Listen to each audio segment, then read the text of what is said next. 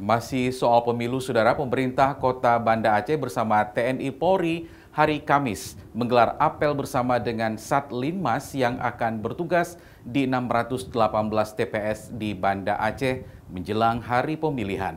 Terdapat 1.800 lebih linmas yang disiapkan pemerintah Kota Banda Aceh untuk pemilu kali ini.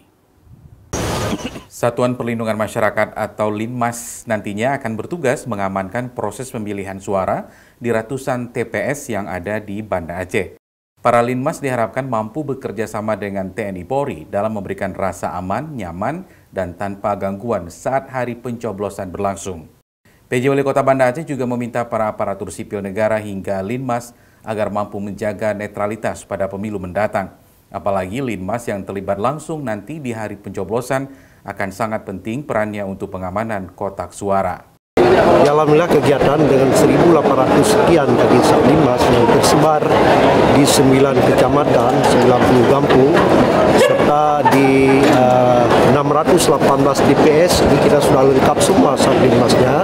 Nanti mereka lah yang berada di depan untuk melakukan pengamanan, kenyamanan, ketertiban masyarakat yang akan melaksanakan pencoblosan pada tanggal 14. Ya, kita berharap dan kita berdoa semua mudah-mudahan Banda Aceh semua berjalan baik ya pada tanggal 14 sampai dengan perhitungan suara kita aman, terkendali, dan masyarakat juga merasakan kenyamanan.